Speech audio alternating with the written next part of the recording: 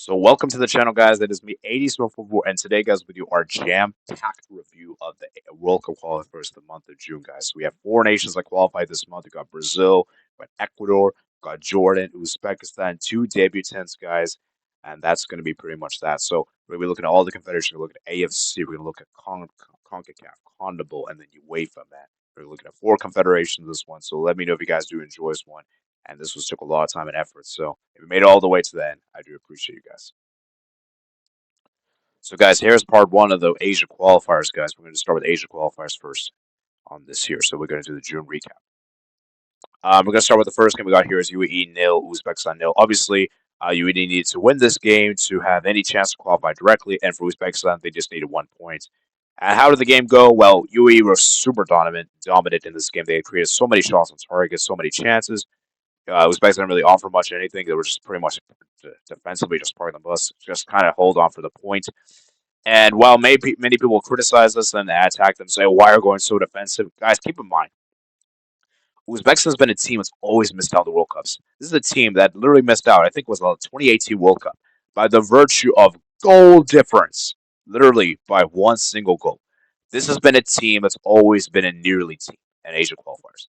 So if you're Uzbekistan here, you got to do what it takes to get the result. It doesn't matter if it's pretty or not, you know. And I think for Uzbekistan, it's commendable that they did it, right? And let's be real, guys. UAE have only themselves to blame, right? When you're so dominant at home, you should be winning, right? And for Uzbekistan, as I said, man, it wasn't the best performance, but they don't care, you know. And ultimately, when it comes to qualifying, it doesn't matter how you qualify; you just want to qualify at the end of the day, you know. And I'm really looking forward to see this Uzbekistan team do it at the World Cup, guys. This is obviously the first time they ever did it and qualify for the World Cup.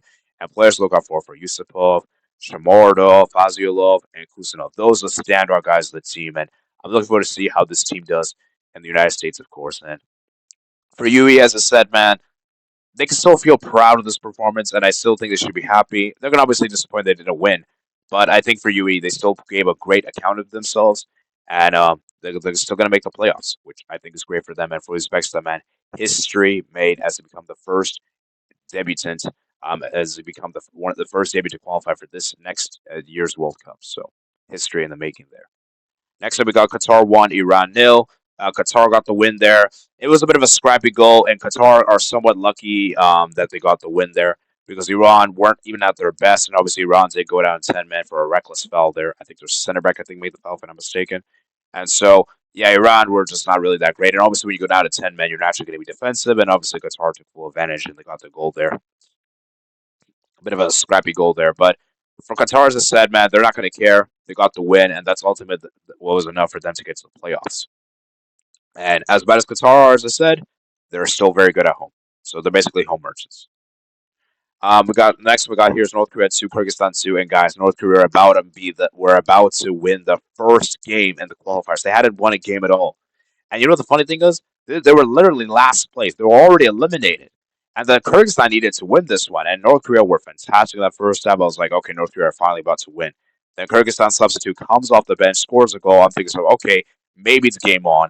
And then last minute own goal there at the end. And I'm thinking to myself, yes, but it was too late. As Kyrgyzstan, despite the valiant effort they showed in the second half, was not able to get the win, and ultimately that meant they were eliminated from the qualifiers. Had they won this game, then we would have gone to match day 10, and obviously that didn't happen. So, commiserations to Kyrgyzstan as they gave a very valiant effort. I think they gave a great effort, but they just fell short in the end. And that's where you in North Korea, man, just defensively, just all over the place, and they're just too chaotic of a team. But they still gave a good account in this group, indeed. Okay, so now we move on to match day 10 games. We got here Uzbekistan 3, Qatar nil. Uzbekistan absolutely steamrolled Qatar. Qatar were atrocious in this game. And guys, when you're playing Qatar away from home, the Qatar are just jokes. They're just a mess, you know. And this is where you see the true version of Qatar. As for Uzbekistan, they were fantastic, got the win, and they got revenge against Qatar because remember, guys, Qatar beat them in the last time when they played against each other, and I think it was Qatar scoring the last minute goal, controversial goal at the end. And Uzbekistan finally got revenge, and it's great to see. And I'm sure Uzbekistans are very happy that they got revenge against Qatar. And obviously, Uzbekistan also got revenge for the Asian Cup elimination they had in last year's Asian Cup. So it's good to see Uzbekistan do it. And for Qatar, as I said, man, they're gonna have to improve a lot defensively if they want to qualify for the World Cup, of course. As we move to the next, we got here is Iran 3, North Korea nil. Iran absolutely steamrolled North Korea. North Korea were absolutely no show in this game. Obviously, North Korea did go down 10 men, so obviously it made it easier for Iran. But the worrying thing for Iran is that it took them 70 minutes for them to finally score a goal against North Korea, which is kind of crazy. Like, how did it take so long? And North Korea, as I just established earlier, are so garbage defensively. So for Iran, as I said, man, huge win for them, and they got and I'm sure Iranians can be happy with this. So they end the group in the top of the fashion, and yeah, for Iran, as I said, man, they didn't do unbeaten though, which I think Iranians are gonna be a bit disappointed with, but they still got the job done, and that's ultimately that mattered in the end. As we reach the final one here, we got Kyrgyzstan won. UAE won. UAE got an early goal. I think a late goal in the first half, and then Kyrgyzstan basically scored the last minute goal there to even it out. And yeah, I mean, like I said, this game really didn't have much to play, much meaning. So at least Kyrgyzstan ends the campaign on a high, and they at least did decent there. So looking at the final standings here, we got Iran first, 23 points. Uzbekistan second, 21 points, and the third is UAE with 15. And the Qatar 13. Look at Qatar's goal difference, guys. -7. I mean, that's ridiculous. 24 goals conceded is absolutely embarrassing for the Asian Cup champions. Kyrgyzstan 8 points and North Korea 3 points. So like I said, very straightforward there. And the final match day, we didn't really have much drama in the final match day for this group. It was pretty much all settled for in match day 9. As we move to Group B, we got here, guys. We got here. It is Oman nil, Jordan 3. Absolutely, Jordan just absolutely steamrolled Oman. And once Jordan got the penalty there, I knew it was over. Because the thing with Oman is this, guys. They're just good against teams that are on a similar caliber with them, or they're superior than them. When it comes to games against powerhouse teams, they're just absolutely useless. They're absolutely useless. I'm sorry. Oman is just no show against the big teams. And Jordan just took full advantage of that and absolutely steamrolled them. And with this result, Jordan were on the verge of qualifying for the World Cup. They obviously needed to see what Iraq and South Korea had happened. And guess what? Iraq lost 2-0 at home. Now, they can say the red card was a bit unfair whatsoever. It was a straight red. It was a very reckless foul there. And South Korea took full advantage of it. They got the 2 goals that were needed. And that led that South Korea qualify as well. And Iraq's home record is very strong here. They usually have a great home record at Basra. But it was no show there, and obviously South Korea took full advantage. And obviously, when you have Ahmed Hussein out, it was always going to be difficult for Iraq. And so Iraq got their new coach Graham Arnold, and it's really hard to judge Iraq because let's be real, guys. Iraq are obviously it's obviously first game in. It's going to be kind of difficult settings. So I think for Iraq, we'll get a true version of Iraq in round 4. But obviously, Iraq had already blew it in the March window. And for South Korea, man, they qualify. And with this as well, guys, because South Korea actually defeated Iraq on the road, meaning that Jordan qualified for the World Cup as a second debutant, guys. And Jordan, man, this team is so fun to watch, man. They're so fun to watch counter-attacking wise. The players got Al Tarami, Al Nemeth, and it was crazy was that Jordan were actually they made the Asian Cup final, and it was crazy. Before they making the Asian Cup final, they were so bad. They were so bad, and all of a sudden they made the Asian Cup final. Their coach left. They got a new Moroccan coach in, and now they still did it. They still did it. So what a job Jordan's done. I'm really excited to see Jordan play the World Cup next year.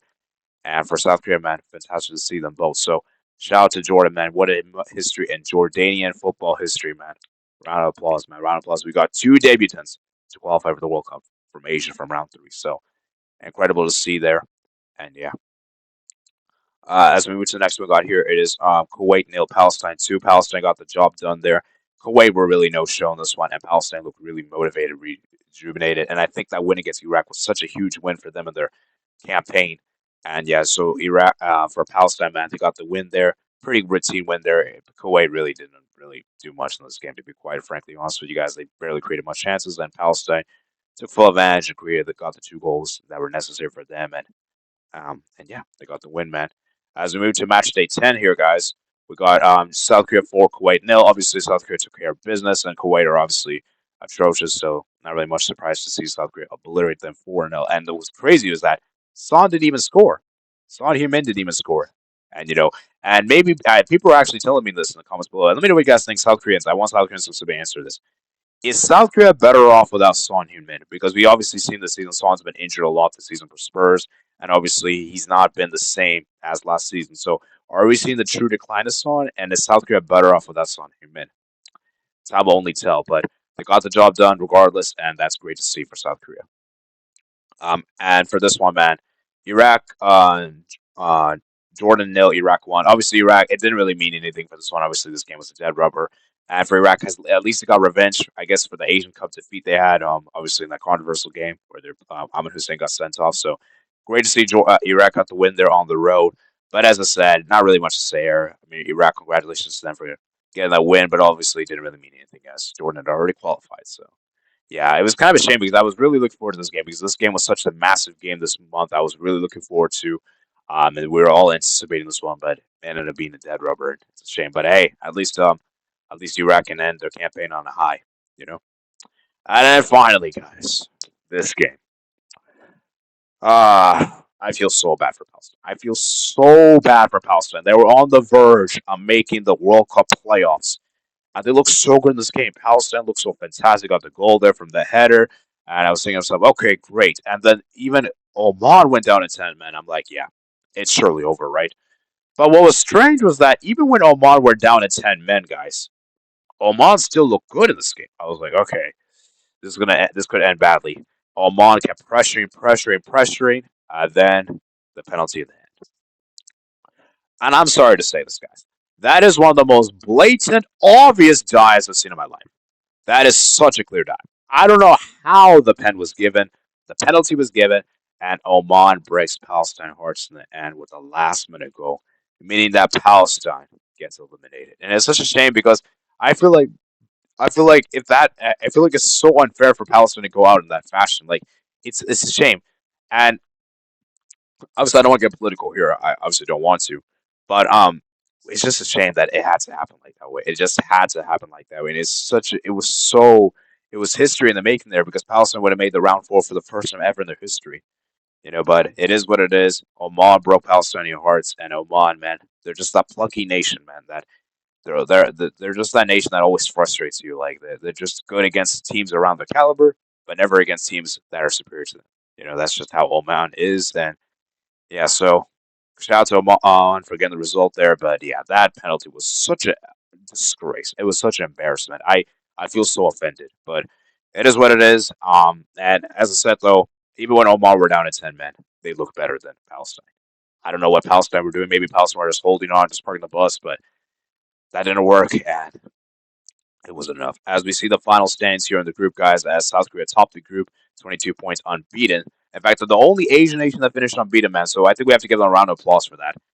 Jordan finishes second with 16 points. Iraq finishes third with 15 points. Oman finishes fourth with 11 points. Palestine finishes fifth with 10 points. And Kuwait finishes bottom with 5 points. So, as you can see, Oman actually had a worse goal difference than Palestine, but they still made it through because of the last minute goal there. So, it is what it is, though. But shout out to Oman for doing it. As we move to the final group, we got here is Australia 1, Japan nil. This was such an awful game to watch, and I was questioning myself. Australia, you do realize this is a Japan C team. How are you struggling to beat Japan, and how are you not showing more attack intent in this game? Is mind-boggling to me. But they got the win there, last second winner there, massive win for them, and it pretty much meant that Australia were 99% through to the World Cup because basically for them to basically bottle it, they would have to basically lose to Saudi Arabia 5-0, which is pretty unrealistic. So basically, Australia were already qualified for the World Cup 99%. So congratulations to Australia for doing it, and as for Japan, the unbeaten streak comes to an Asia qualifiers. But I don't think Japanese will care for this one because, as I said, they put their C team, and Australia needed this one badly. And you know what's interesting, guys? Japan couldn't even beat Australia in the same month in the entire campaign because the last time the two teams played, it ended in a 1-1 draw. So very interesting there, indeed. So yeah, shout out to Australia for getting the win there at the last second, and that was massive for them. As we got next, we got here's Indonesia 1, China nil. Indonesia, man, they got the win there. It was a bit of the penalty that was given there. Some would say it was a bit of a soft pen, but a pen was given regardless. And the Indonesia guy steps up and he scores the penalty. And yet, China's attack is just really underwhelming. And Indonesia got the win, and that's what pretty much sent it to the round four. So shout out to Indonesia for doing it, guys. And they doubted me, and I have to owe an apology, you guys. So I apologize to all my Indonesians, guys. I doubted you guys. I said you guys would finish fifth in the qualifiers. You guys proved me wrong. So I'm gonna apologize here, and I apologize to all my Indonesians. You guys proved me wrong. And it was crazy that they even sacked the managers midway through. They got rid of Young, brought in Patrick Kluivert, and they still did it. Still did it. And for Indonesia, man, history in the making there as they made round four. I believe for the first time ever. Indeed. So, and obviously they have played a World Cup before. Indeed. But yeah, shout out to Indonesia for the win there. The next we got here is Bahrain nil, Saudi Arabia 2. Saudi Arabia got the win there on the road. And yeah, Bahrain is just they're just mid. Bahrain is just mid. They're just defensive merchants. They just don't offer much going forward. And for Saudi Arabia, they actually look good. Like that first goal was a fantastic goal there from Saudi Arabia, and the second goal was a great counterattack there. And yeah, Bahrain just looked toothless up front, looked clueless, and Saudi Arabia got the win. And I believe with this win, Bahrain were officially eliminated. So, commiseration of Bahrain. As we move to match day 10, guys, we're going to quickly go through this, guys. Japan 6, Indonesia 0. Japan absolutely obliterated Indonesia. You know what's crazy, guys? The aggregate score between Japan and Indonesia is 10 flipping nil. 10-0. That is insanity. To score 10 goals against the same opponent twice and a campaign is mind-blowing to me. This just shows to me that Japan is the best team in Asia. There is no doubt in my mind. Japan, when they want to be at their best, are the best team in Asia. You cannot argue against me. I don't care if they didn't win the Asian Cup last year.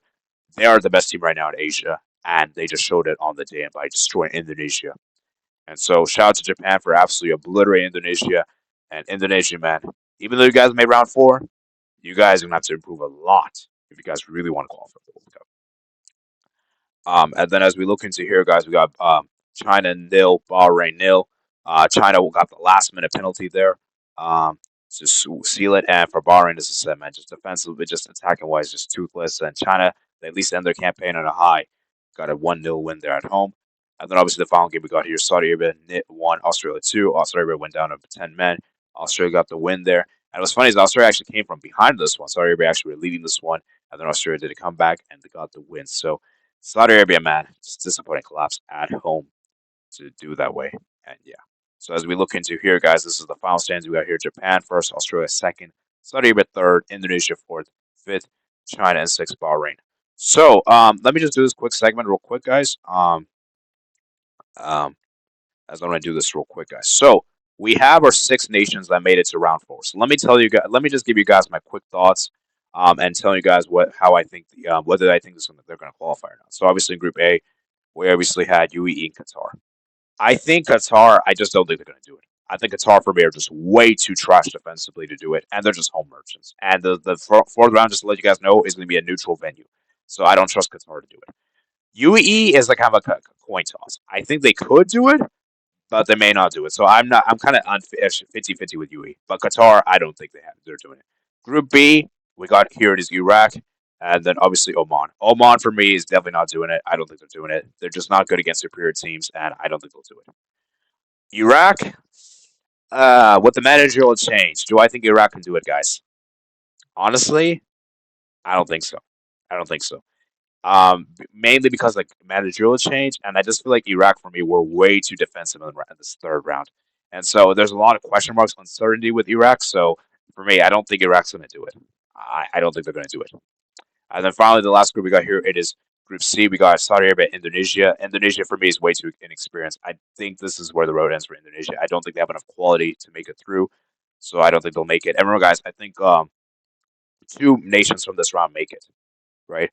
Then we have it is Saudi Arabia. Now Saudi Arabia is an interesting one. I feel like this one they could do it. They can do it. I wouldn't put it past them. So I think Saudi Arabia is in a good position. So I would say if I had to rank the 6, I would say I think the strongest is probably UAE. I'd say they're probably in the best position. I would say second will be Saudi Arabia. I think third I'll give it to Iraq. I'll give for sorry, third I'll give it to Iraq. Fourth I'll give it to Qatar. Fifth I'll give it to Oman. And sixth I'll give it to Indonesia. That's how I'd rank the chances for them to qualify. Obviously, I think the draw will take place in July, so I'll definitely do a reaction video when the time comes. But yeah, that's how it's going to be, guys. So let me know what you guys think in the comments below of my rankings. So now it's time for the CONCACAF part of the World Cup qualifiers review of this June recap. So we're going to start with the first group we got here, guys. We got Bermuda. 5 Cayman Islands, nil. Not really too much surprise there. Cuba beating Antigua Barbados, not a surprise in there. Honduras beating Cayman Islands, pretty expected.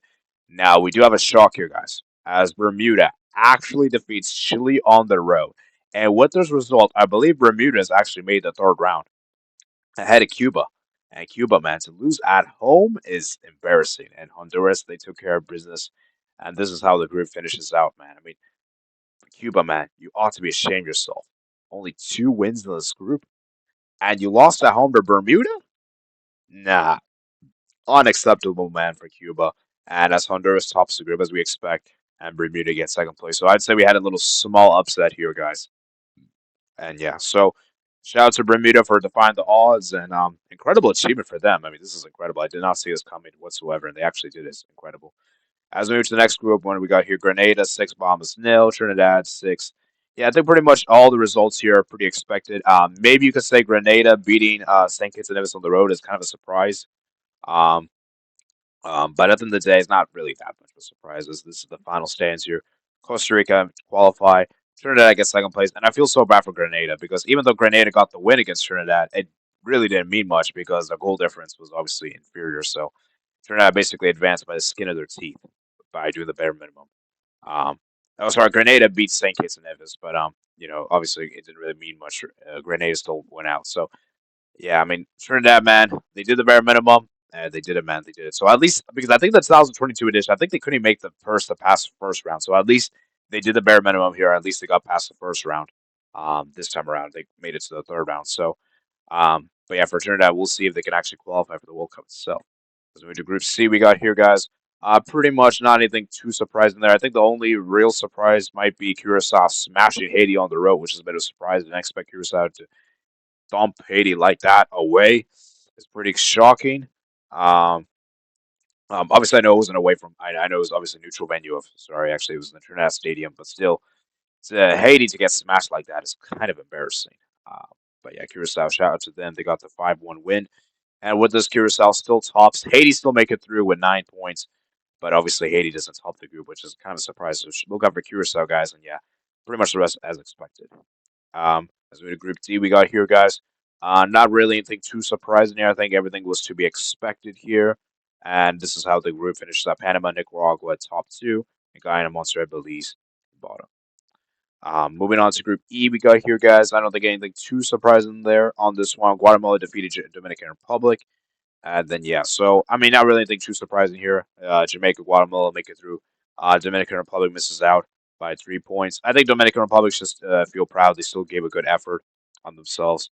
But yeah, obviously, they fell short. And at the final group we got here, guys, we got St. Vincent, Grenadines, 6, Suriname. And yeah, so looking at this right here, guys, El Salvador do the bare minimum and almost lost at home to Suriname.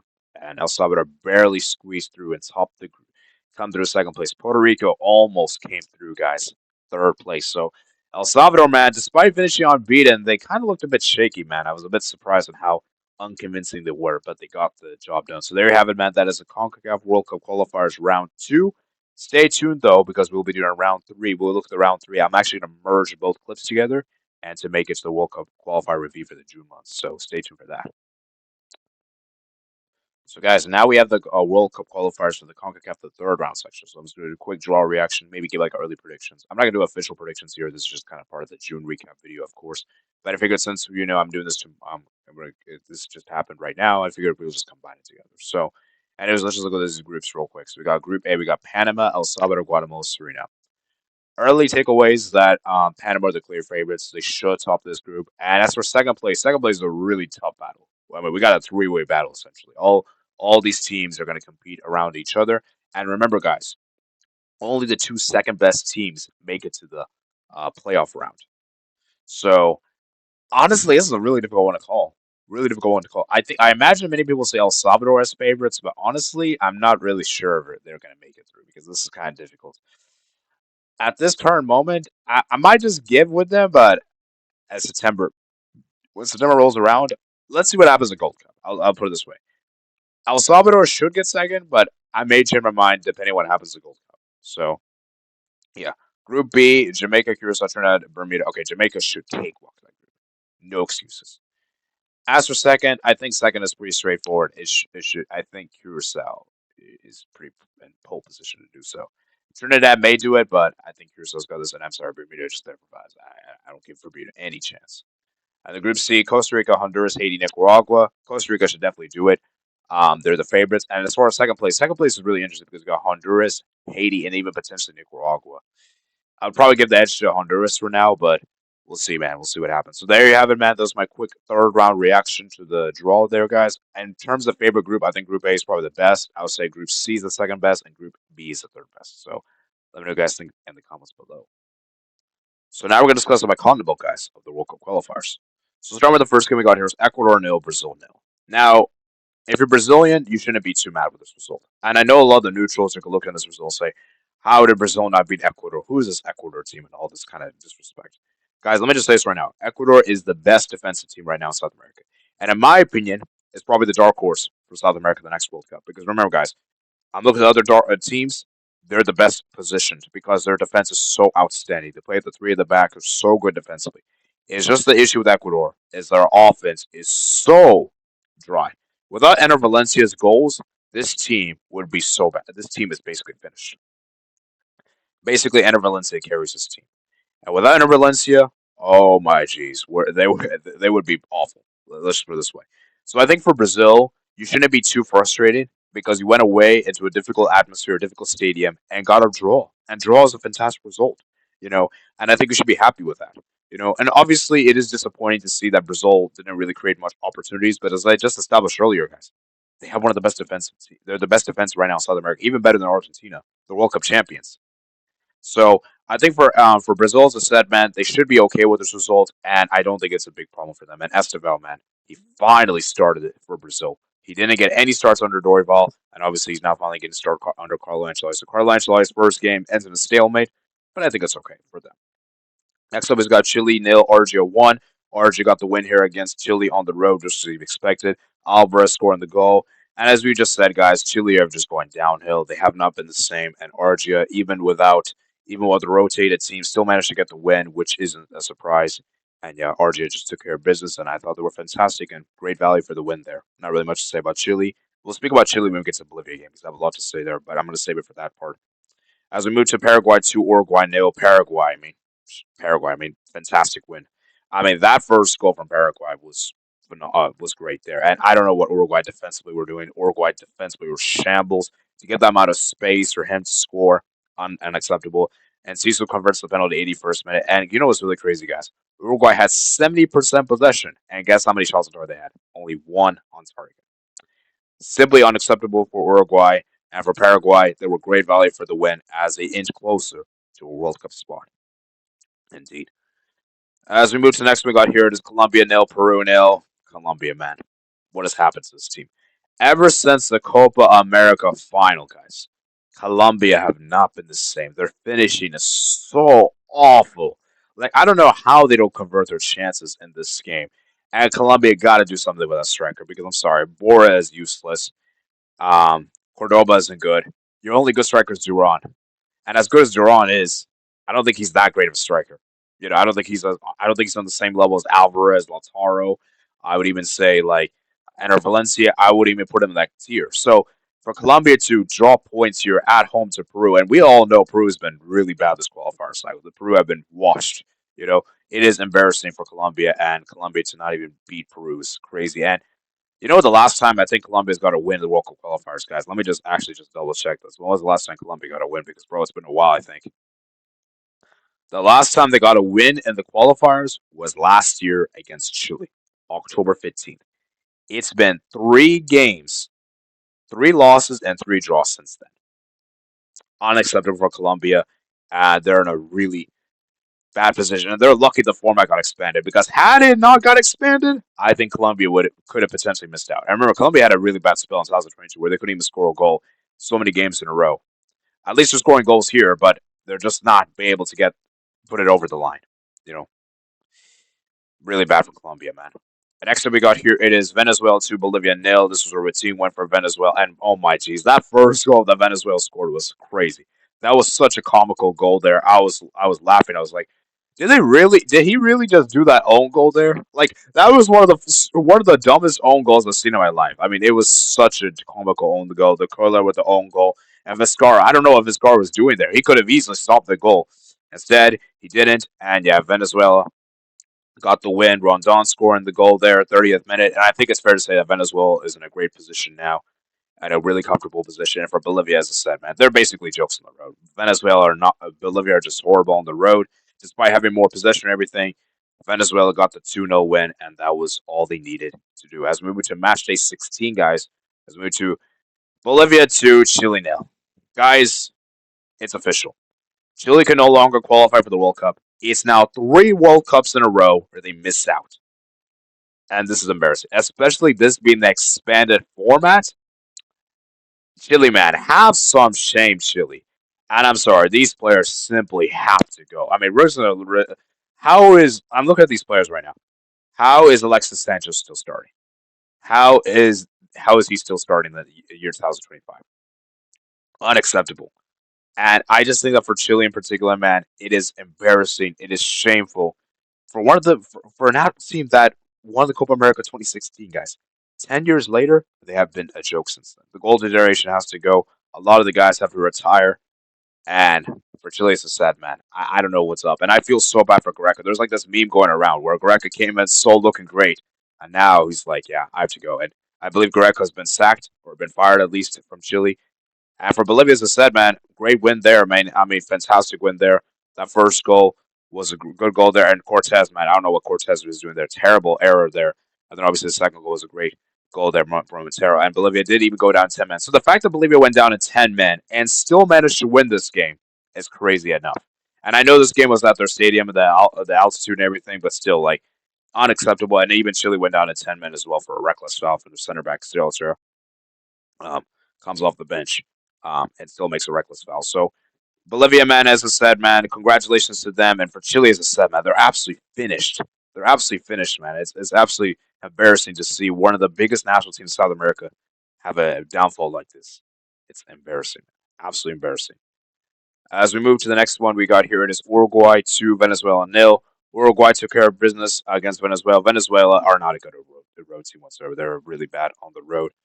And Venezuela, man, that first goal. I mean, what was Venezuela doing there defensively? It was just such a stupid goal there to concede. And obviously, Uruguay, I believe they scored from a set piece, if I remember correctly. Agora there. And yeah, I mean, it was just a great finish there. And then obviously, the second goal came from Zerascata, the 47th minute. And it was a pretty routine win for Uruguay. Venezuela didn't really create much of anything. They only had one shot on target, 10 shots, and everything. And I believe Herrera made a mistake there for the first goal. So not good for Venezuela whatsoever.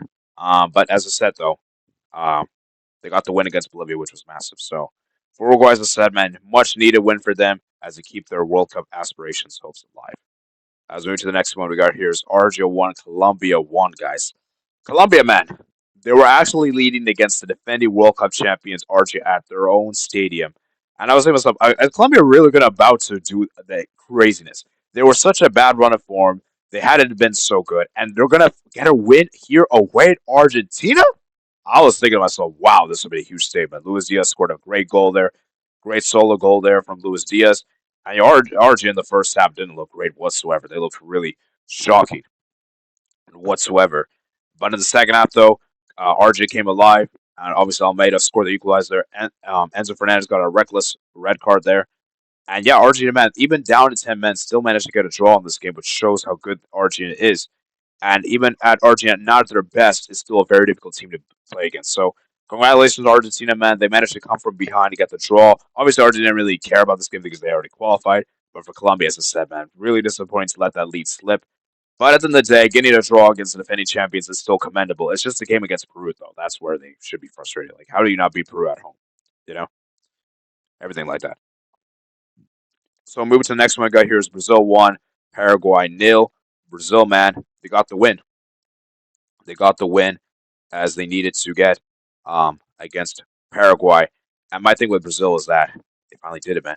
They finally did it. They got the win that they needed.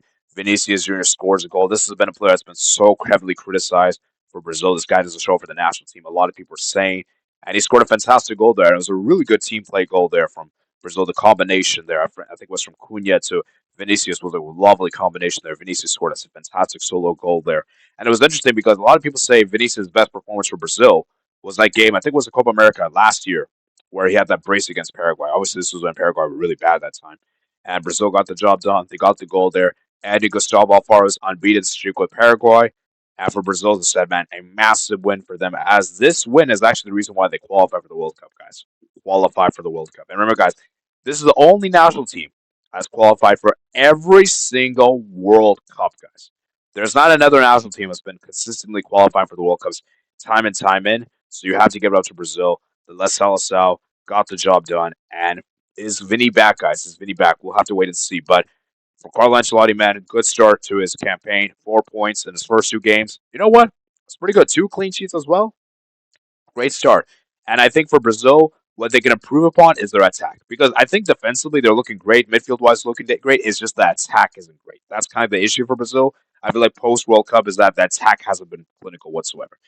The midfield defense has generally been fine, in my opinion. It's just the attack has been tragic. With Vinicius scored this goal, maybe this could be the start of Vinicius's return. We'll have to see.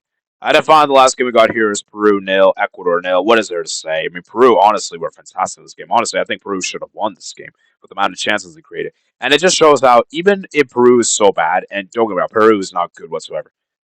Peru at home though is difficult. They're not as bad as people make them out to be at home. And I think for Ecuador, as I said, man, defensively were solid, which is the reason why they were able to keep a clean sheet. And Ecuador, man, even despite this draw, they still managed to qualify for the World Cup, guys. And obviously, Vele was regarded as the man of the match. He was unbelievable in goal. And obviously, Franco got that red card. There was a second yellow card for a foul there as Ecuador qualifies. So as we look at the results right here, guys, this is how the table is looking like. So RGM already qualified, as we established in the last month, March. Ecuador have qualified as well. Brazil have qualified. And you know what's crazy, guys? Ecuador, even with minus 3 points, are still second place in CONEMBOL. And let's be real, they should be 7 points behind because, obviously they already got 3 points deducted. Brazil, third place. Uruguay on the playoffs at least. Paraguay playoffs at least. Colombia on the verge, and the Venezuela. So looking at this right here, guys, we have a 1 point gap between Venezuela and Bolivia, guys, for that playoff spot. And then Peru, Chile's already out, and then Peru. So I'm just gonna look ahead into the September games real quick, guys, just to tell you guys which games we should look forward to. So we got Argentina, Venezuela, guys. I don't think that's a game that's going to be an interesting one. Argentina obviously heavy favorites. Brazil, Chile, Brazil are heavy favorites. Colombia, Bolivia. That's a big one. That's a big one, guys. Colombia being favorites, of course. Paraguay, Ecuador. That's going to be an interesting one. Then obviously Uruguay, Peru. Then obviously in the final match we got Bolivia, Brazil, Chile, Uruguay, Ecuador, Argentina, Peru, Paraguay, and Venezuela, Colombia. So looking at this right here, guys, I think it's pretty obvious which teams are going to qualify. Argentina should obviously.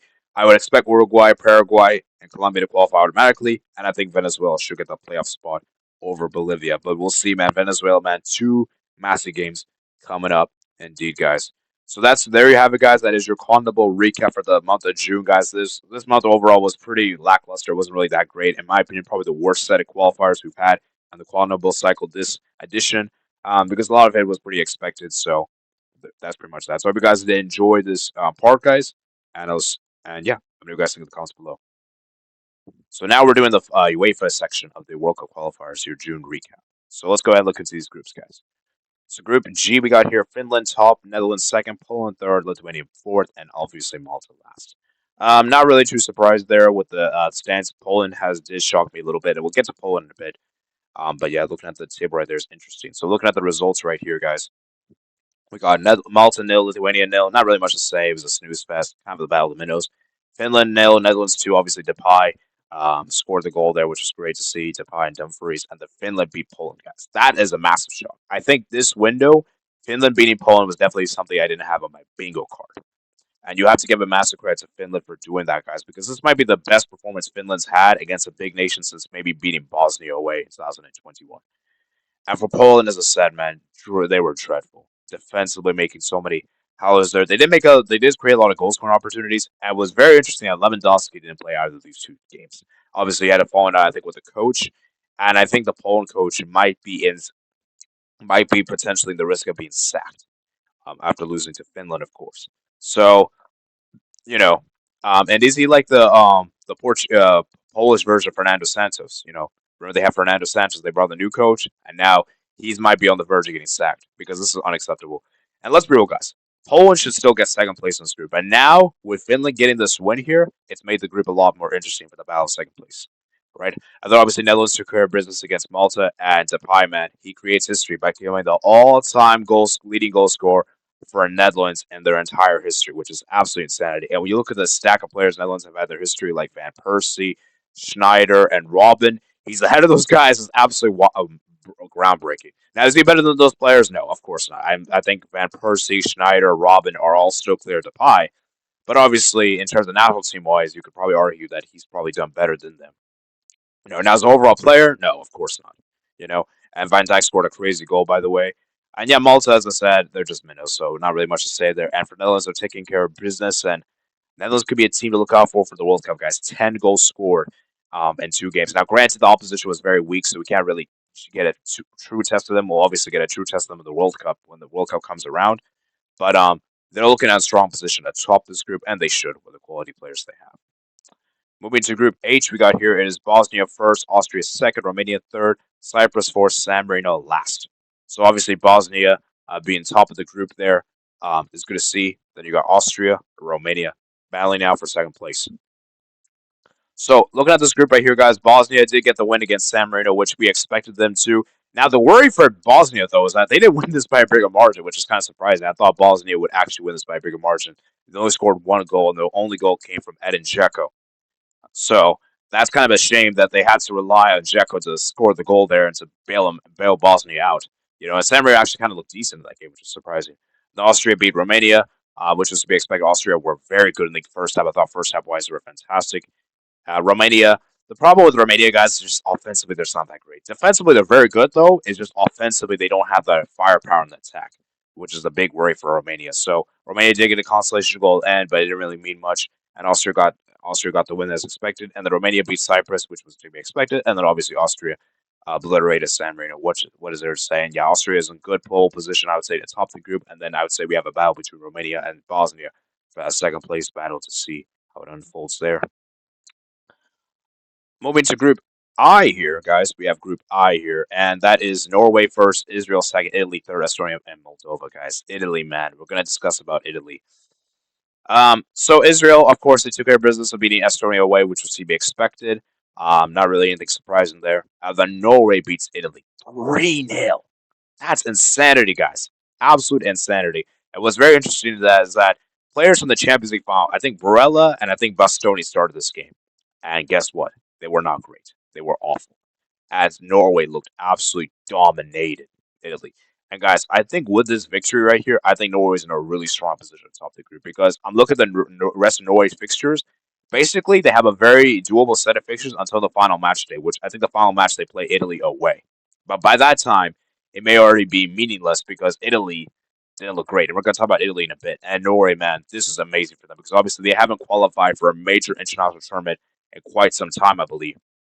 And so this could be a very groundbreaking here. And this is huge for Norway because Norway in the past, in the past iterations, they would always fumble. And I think that win against Australia was so massive because it would have been so meaningless. Let's say they had beaten Italy and then they failed to beat Estonia. Like that, what was the point of beating Italy? So they got the win that was needed, and that's massive. As for Italy, man, I've been hearing reports.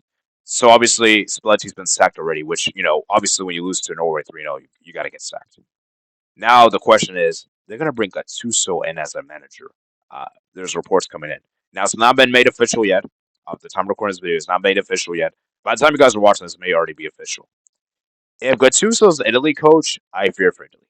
I genuinely am scared for Italy because that is a very, very, it's just a weird hire.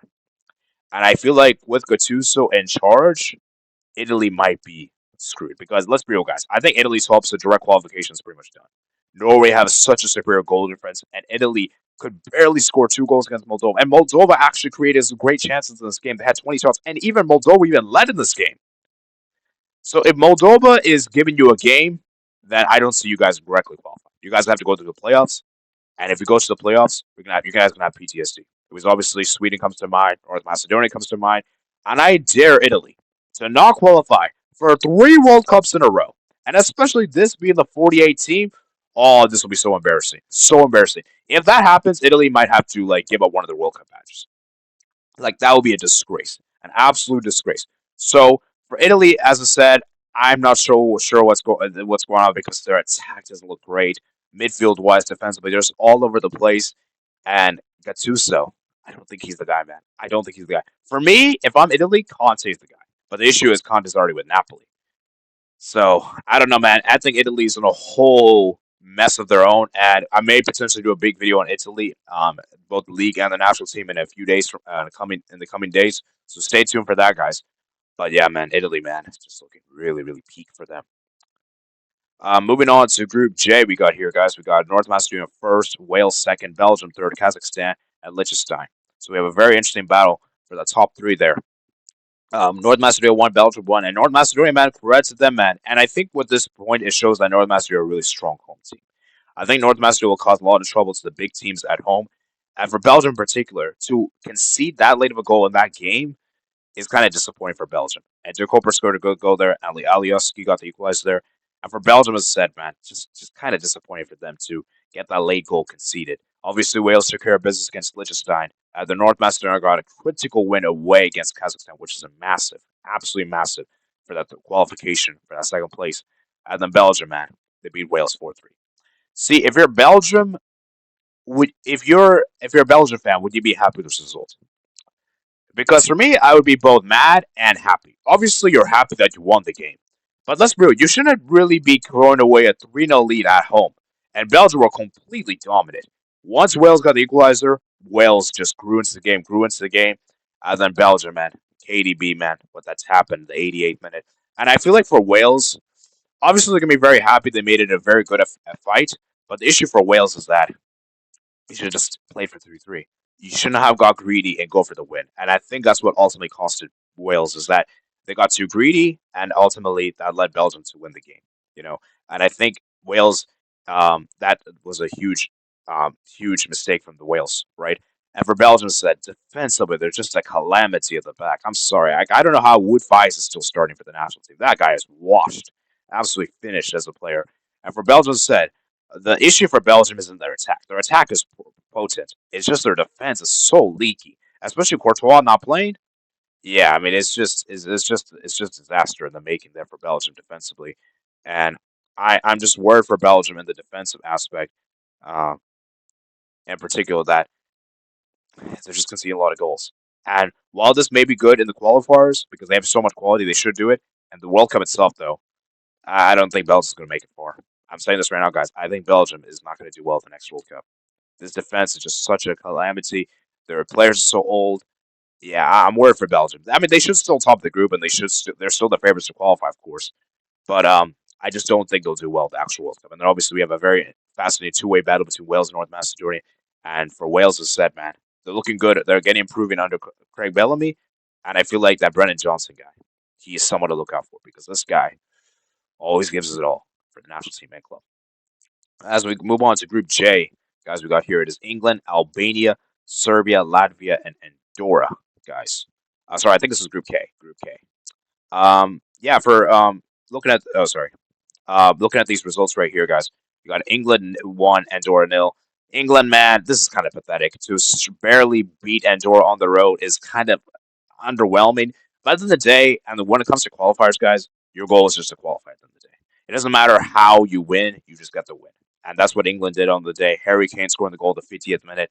And you can just tell that England players, I think, were very exhausted from a very long season in club football, which is understandable because three of the English teams obviously played in the European finals, of course. So it kind of makes sense in that sense. But at the same time, though, to barely beat Andorra is unacceptable. And obviously, as we all know, yesterday, England lost to Senegal, which we're not going to discuss about because I'm only discussing qualifiers. But Thomas Tuchel, man, there's a lot of work that needs to be fixed with this team. As for Albania nil Serbia, no, this was a garbage game. This was one of the worst games I've probably seen in my life. This was such a horrible game. And if you're Albania there, this was such a massive game for you guys. And that missed penalty is gonna sting you guys. It's gonna sting you guys. And Serbia, Vlahovic is just it's just awful. I love Vlahovic is just finished right now at the moment.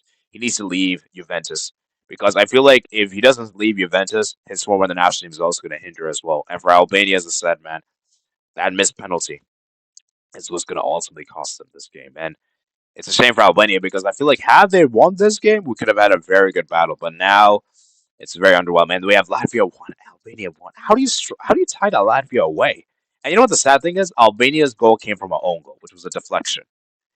Albania, man, just unacceptable, man. Broha is just not working in the wings, and Albania, man, it's just massively, it's just underwhelming. Like to struggle to not even get a win against Latvia on the road is unacceptable. And now I feel like Albania have already shot themselves in the foot. Like I think Serbia's got the second place in locks. I mean, they just destroyed Andorra 3-0 with the hat trick from Mitrovic. So honestly, I think if you're Serb, you're very happy with this window. Like defensively, fantastic. Midfield wise, it's just the attack that's the worry thing for Serbia. Is that Serbia's attack is just non-existent. Besides Mitrovic, it's just there's really no one else there. And it's kind of the same with Albania. Is that I think midfield wise, defense are good. It's just both of the teams' attack is just horrendous, and it's just coming down to that who has a better individual attack. And right now, you probably favor Serbia at the moment. So Albania, man, just really underwhelming, man. Really, really disappointing for Albania to shot themselves in the foot without can't even beat Latvia on the road. It's unacceptable. Unacceptable. As we move to the final group, we got here Group L. We got Czech Republic and Croatia and Montenegro as a three-way tie for that 6 points. As we look at the results here, guys, we got Czech Republic 2, Montenegro nil. Obviously, Czech Republic beating Montenegro isn't really too surprising there. And then obviously Croatia obliterated Gibraltar. I mean, what is there to say? And the Faroe Islands, they actually defeated Gibraltar, which was a massive win for them. They actually did a comeback as well, which is commendable to them. They were in a losing position, so massive win for Faroe Islands to do that. For Croatia, Czech Republic, man, I mean, it was interesting because at one point this game was looking close. Like, Kramer scoring the goal, and then Czech Republic scored the equalizer. So you're like, okay, maybe we could have ourselves a game, and the Croatia got the second goal, and then once they got that penalty for Modric, it was just lights out. Lights out. Czech Republic just completely collapsed. They completely capitulated. And see, for Czech Republic, I think losing Croatia away isn't embarrassing. It's just the manner in which you lost, like 5-1. And you know what the sad thing is? They were actually good in the first half. It was relatively close, but Croatia came alive in the second half. And Modric, man, what a player, man! This guy is one of the best midfielders of the world, and probably one of the best of all time. This guy's a generational player, and where will Croatia be without Luka Modric? Because this guy is so freaking important to the national team. And for Czech Republic, as I said, man, I think they were too defensive in this game, and that ultimately costed them as Croatia obliterated them and got that 5-1 win. So there you guys have it, man. That is my UEFA World Cup qualifiers review for the month of June. Hope you guys did enjoy this section of the review, guys. And yeah, like I said, guys, remember guys like and subscribe.